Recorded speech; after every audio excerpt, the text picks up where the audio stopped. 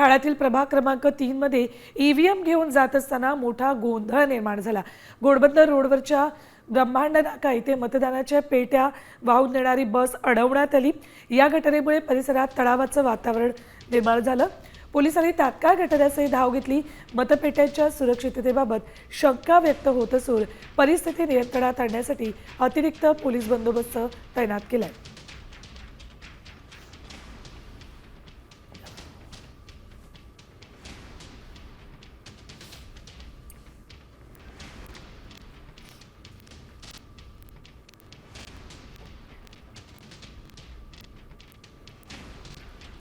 काही गैरसमज दोन उमेदवारांमध्ये निर्माण झाले होते ते पोलिसांनी तात्काळ इंटरव्हेन करून शांत केलेले आहे आणि पूर्ण मतदानाची प्रक्रिया पार पडलेली आहे।